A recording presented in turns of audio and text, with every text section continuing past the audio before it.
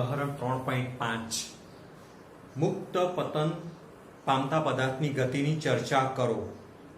એની અંદર હવાનો અવરોધ અવગણવાનો છે. મુક્ત પતન પામતો પદાર્થ, દાખલા તરીકે તમે કોઈ ટેરેસ ઉપર ચડ્યા છો અને ત્યાંથી એક પથ્થર નીચે પડતો મૂકો તો એને મુક્ત પતનની ગતિ કહેવાશે. બરાબર છે. આ ઉદાહરણ છે. કોઈ ટાવર પર ચડી ગયા હોય તમે, ઘડિયાળનું ટાવર, તો એના પર ઊંચે સુધી ચડ્યા હોય, ઊંચી બિલ્ડિંગ પર ચડ્યા હોય અને ત્યાંથી તમે દડો પડતો મૂકો નીચે, એને મુક્ત પતન ગતિ કહેવાય છે. બરાબર છે. મુક્ત પતન પામતા પદાર્થની ગતિની ખાસિયત શું છે? આ ઉદાહરણ ગણીએ તે પહેલા આપણે કેટલીક એની ખાસિયતો જાણી લઈએ કે મુક્ત પતન પામતા પદાર્થ ની ખાસિયતો શું છે? મુક્ત પતન પામતા પદાર્થની. તો મુક્ત પતન પામતા પદાર્થ માટે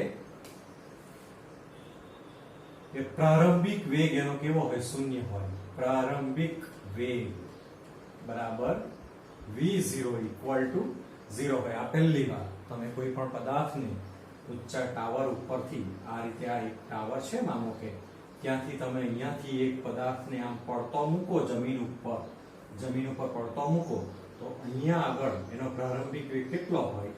તો 0 હોય છે. બરાબર છે. આ પહેલી એની ખાસિયત છે. ચાલો, સેકન્ડ ખાસિયત શું છે? તો આ મુક્ત પતન પામતો જે પદાર્થ છે તે ગુરુત્વાકર્ષણ બળની અસર હેઠળ ગતિ કરે.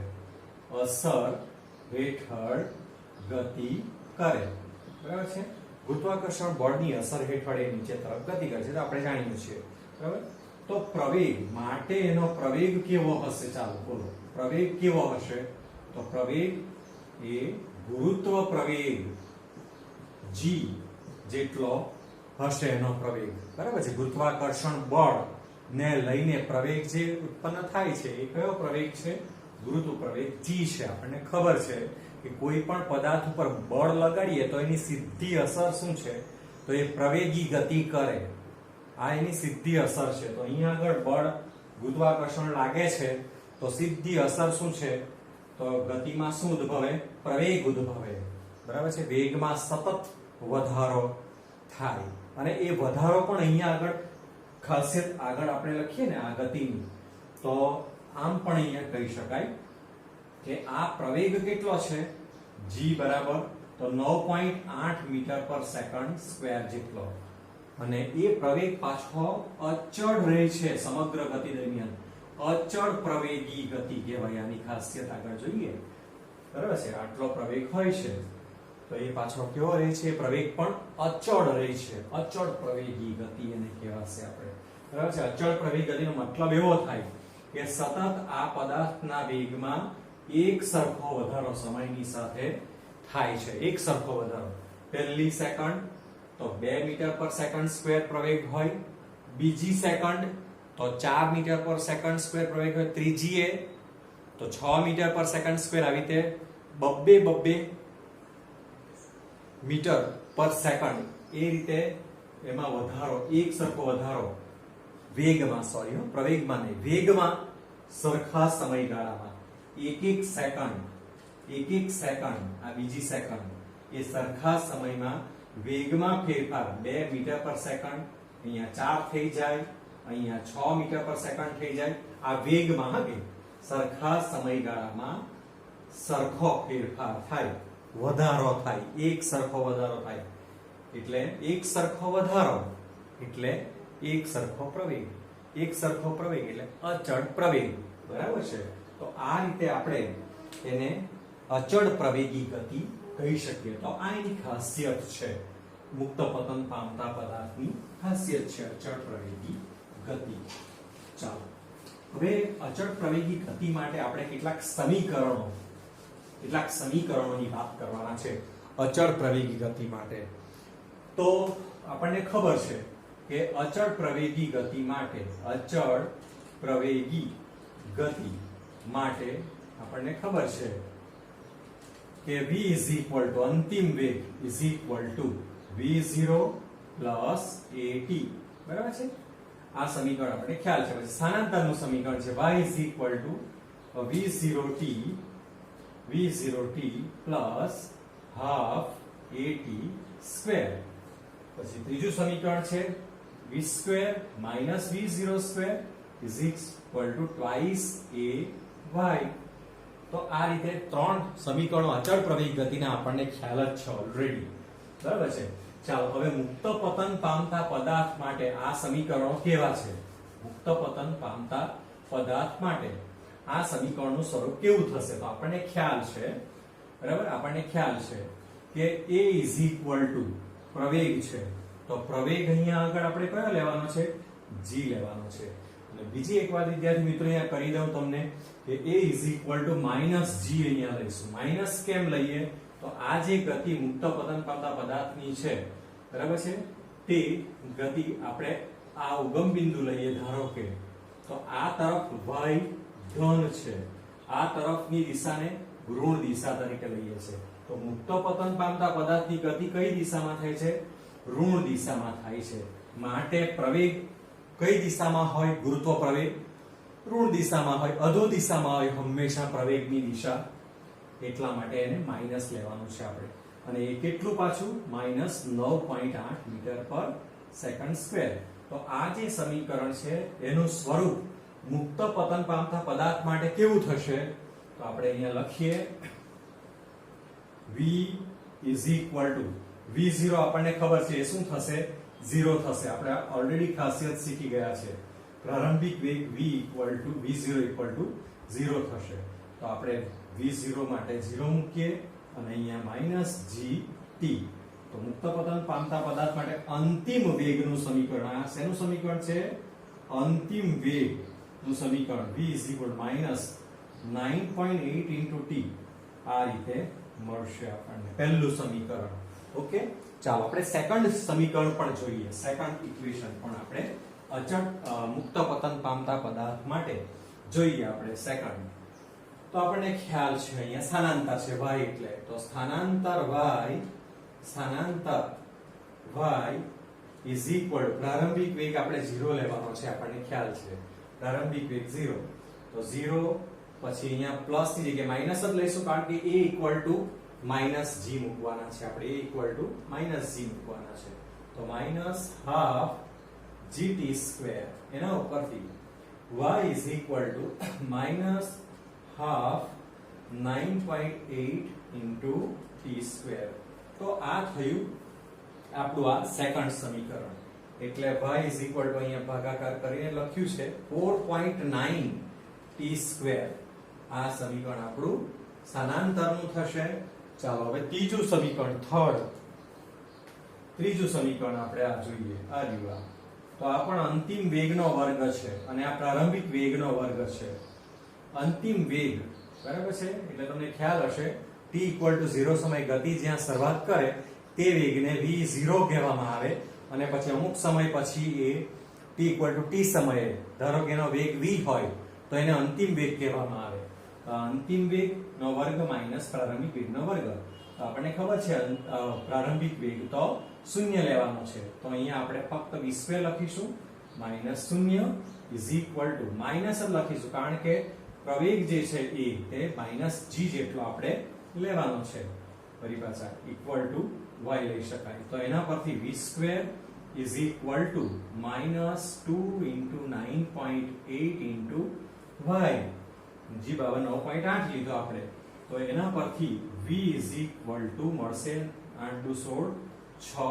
વધીએ 9 2 18 ને 19.6 -19.6 y v2 બરાબર આપણે આ ત્રીજું સમીકરણ જે છે એ પણ આપણે અહીંયા મુક્ત પતન પામતા પદાર્થ માટે મેળવ્યું છે આપણે ઓકે તો આ રીતે મુક્ત પતન પામતા પદાર્થ માટે અચળ પ્રવેગી ગતિના સમીકરણો આ રીતે થશે v -9.8 into t સ્થાનાંતરનું સમીકરણ y -4.9 into t સ્ક્વેર અને v2 -19.6 y અચળ પ્રવૃત્તિના સમીકરણો આપણે મુક્ત પતન પામતા પદાર્થ માટે થશે ઓકે ચાલો હવે આપણે છે ને આ જે વાત છે મુક્ત પતન પામતા પદાર્થની ગતિની જે ચર્ચા આપણે કરવાની છે તે આલેખ દ્વારા કરીએ આપણે, તો એ પણ જોઈ લઈએ આપણે કે આલેખ કેવા આવશે. તો આપણે આલેખ કયા કયા દોરવાના છે મુક્ત પતન પામતા પદાર્થ માટે? આલેખ શેના દોરવાના છે આપણે તે જોઈ લઈએ આપણે. તો આલેખ દોરવાના છે આપણે સ્થાનાંતર વિરુદ્ધ સમયનો આલેખ, સ્થાનાંતર વિરુદ્ધ સમયનો આલેખ દોરીશું આપણે. પછી આપણે દોરીશું સ્થાનાંતર પછી વેગ વિરુદ્ધ સમયનો આલેખ, અને પછી દોરીશું આપણે પ્રવેગ વિરુદ્ધ સમયનો આલેખ. તો મુક્ત પતન પામતા પદાર્થ માટે આ ત્રણ આલેખની ચર્ચા આપણે કરવાના છે. ઓકે, ચાલો. તો પહેલા સ્થાનાંતર વિરુદ્ધ t નો આલેખ. એનો અર્થ એવો થાય કે સમયની સાથે સ્થાનાંતરમાં કેવો ફેરફાર થાય છે તે આપણે જોઈએ. હવે અધો દિશામાંની ગતિ છે એટલે આપણે આલેખ આ રીતે દોરીશું. કે અધો દિશામાંની ગતિ, આ અક્ષ જે છે તે x અક્ષ છે, તેના પર આપણે સમય લઈશું આપણે, બરાબર છે. આ 0 સેકન્ડ, આ 1 સેકન્ડ, આ 2 સેકન્ડ, આ 3 સેકન્ડ, આ 4 સેકન્ડ, આ રીતે. અને આ તરફ જે છે તે આપણે y લઈશું, એટલે કે સ્થાનાંતર લઈશું અધો દિશામાં. અને એ ખબર છે આપણને નીચેની આ દિશા જે કેવી લઈએ છીએ આપણે, માઈનસ ઋણ દિશા લઈએ છીએ ને સ્થાનાંતરની. આ નીચેની દિશાને આપણે ઋણ દિશા લઈએ છીએ એટલે ઋણ y આપણે લખીશું. તો અહીંયા આગળ -5 લઈએ, એટલે આપણે -10 લઈએ, એટલે આપણે -15 લઈએ. આ રીતે આપણે અહીંયા સ્થાનાંતરના મૂલ્યો દર્શાવી શકીએ. તો સમયની સાથે કેવો ફેરફાર થશે? સમયની સાથે સ્થાનાંતરમાં કેવો ફેરફાર થશે? તો જેમ સમય વધતો જાય, જોજો કે t = 0 સમયે આપણી પાસે y = 0 છે. એટલે અહીંયાથી શરૂઆત કરીએ આપણે. t = 0 સમયે y = 0 ઉગમ બિંદુથી શરૂઆત થાય છે ગતિની. તો અહીંયાથી આપણે સમય વધતો જાય તો -5 સ્થાનાંતર થયું, પછી 2 સેકન્ડ થાય તો પાછો વધતો જાય, -10 થાય છે. તો આ રીતે આ આલેખ આપણને સમય વધતો જાય તેમ આ રીતે વધતો જશે. સમયની સાથે સ્થાનાંતર પણ વધતું જાય એટલે આ રીતનો આલેખ સ્થાનાંતર વિરુદ્ધ સમયનો આવશે. ચાલો આપણે હવે બીજો એક આલેખ સમજીશું, એ છે વેગ વિરુદ્ધ સમયનો. એટલે કે સમયની સાથે વેગમાં કેવો ફેરફાર થાય છે તે જોઈએ આપણે. તો t આ તરફ લઈએ આપણે અને વેગ આ તરફ લઈએ આપણે, બરાબર છે. ચાલો હવે વેગ માટે કયા કયા મૂલ્યો આપણે લેવાના છે તમારી આકૃતિની અંદર આપેલું જ છે, બી આકૃતિમાં 3.14 બી ની અંદર. તો વેગ માટે આપણે -10 અહીંયા લઈએ, -20 આવી રીતે લઈ શકાય, -30 લઈ શકાય, -40 લઈ શકાય. આવી રીતે વેગના મૂલ્યો લીધા છે, બરાબર છે. સમય અહીંયા આપણે લઈ શકીએ 1 સેકન્ડ, 2 સેકન્ડ, 3 સેકન્ડ, 4 સેકન્ડ રીતે લઈ શકીએ. તો સમયની સાથે વેગમાં કેવો ફેરફાર થશે? તો આપણે જાણીએ છીએ કે સરખા સમયગાળામાં વેગમાં એક સરખો વધારો થાય છે, બરાબર ને. એટલા માટે જેને અચળ પ્રવેગી ગતિ કહેવાય છે. તો આપણે સરખા સમયગાળામાં સરખું, તો 1 સેકન્ડમાં એટલે માનો કે 1 સેકન્ડ છે તો 10 મીટર પર સેકન્ડ. આ વેગ છે ને મીટર પર સેકન્ડમાં છે, 10 મીટર પર સેકન્ડ છે, બરાબર છે. બીજી 2 સેકન્ડ તો એમાં 20 થાય. તો 1 સેકન્ડે 10 નો વધારો થયો, સરખો વધારો. પહેલી 1 સેકન્ડમાં 10 વેગ થયો, બીજી 1 સેકન્ડમાં 1 થી 2 તેમાં બીજો 10 થયો. તો સરખા સમયગાળા એક સેકન્ડના સમયગાળામાં 10 એક સરખો વેગમાં વધારો થાય છે. 10 નો 20 થાય, 20 નો 30 થાય, એક સરખો વધારો 10 નો થાય છે. વેગમાં સરખા સમયગાળામાં સરખો વધારો થાય, સરખા સમયગાળામાં સરખો ફેરફાર થાય. તો આપણે એમ કહી શકીએ કે પ્રવેગ આ કેવો છે? અચળ પ્રવેગ છે એમ કહી શકાય. આ ગતિ કેવી કહી શકાય? મુક્ત પતન પામતા પદાર્થની અચળ પ્રવેગ ગતિ એમ કહી શકીએ આપણે. તો આ રીતે ગ્રાફ એનો આવશે, બરાબર છે. વેગ વિરુદ્ધ સરખા સમયગાળામાં એટલે કે સુરેખા આલેખ આવશે આ રીતે, બરાબર. સુરેખા આલેખ આવશે આ રીતે. ચાલો હવે આપણે જોઈશું પ્રવેગ વિરુદ્ધ સમયનો આલેખ, બરાબર છે. પ્રવેગ વિરુદ્ધ સમયનો આલેખ. તો પ્રવેગ અહીંયા આગળ g લેવાનો છે આપણે 9.8 મીટર પર સેકન્ડ સ્ક્વેર લેવાનો છે, તે પણ માઈનસ પાછો અધો દિશામાં છે એટલે. તો આપણે એ આલેખ તો બહુ સિમ્પલ છે, અચળ પ્રવેગ છે, અચળ પ્રવેગનો મતલબ જ એવો થાય, અચળ પ્રવેગનો મતલબ જ એવો થાય, અચળ પ્રવેગનો મતલબ જ એવો થાય કે સમયની સાથે બદલાય નહીં. 1 સેકન્ડ, 2 સેકન્ડ, 3 સેકન્ડ, 4 સેકન્ડ, બરાબર છે. આવી રીતે સમય વધતો જાય, પણ પ્રવેગ જે છે એ 5 સેકન્ડ, 5 મીટર પર સેકન્ડ સ્ક્વેર પ્રવેગ. આ બાજુ પ્રવેગ છે, હા, નીચે છેદમાં મીટર પર સેકન્ડ સ્ક્વેર નો એકમ છે. અહીંયા માઇનસ માઇનસ માઇનસ 10 માઇનસ 15 આ રીતે આપણે લખીએ તો પ્રવેગ કેટલો છે? અચળ પ્રવેગનું મૂલ્ય આપણને ખબર છે, કેટલો છે? 9.8 છે, એટલે કે 10 ની નજીક જેવો હશે અને તે સમયની સાથે નહીં બદલાય, એટલે આ રીતે હશે 9.8 મીટર પર સેકન્ડ સ્ક્વેર જેટલો કોન્સ્ટન્ટ પ્રવેગ. સમય બદલાયા કરે છે પણ પ્રવેગમાં કોઈ ફેરફાર નથી. તો આ ગતિને કેવી ગતિ કહેવામાં આવે છે? અચળ પ્રવેગી ગતિ કહેવામાં આવે છે. કોની? મુક્ત પતન પામતા પદાર્થ એની ગતિ કેવી કહેવામાં આવે છે? અચળ પ્રવેગી ગતિ. જોજો ઓકે, અને કેવી ગતિ કહેવામાં આવે છે?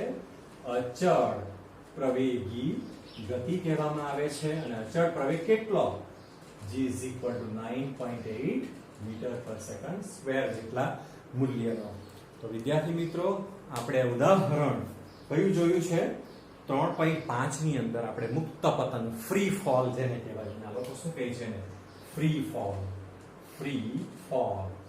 મુક્ત પતન પામતો પદાર્થ, ફ્રી ફોલ, એ પદાર્થની ગતિની ચર્ચા આપણે કરી છે. અહીંયા આગળ આલેખ દ્વારા પણ કરી છે અને સમીકરણ દ્વારા પણ આપણે સમજાવ્યું છે, સમજાયું છે. સેલો ટોપિક છે. Okay, thank you very much.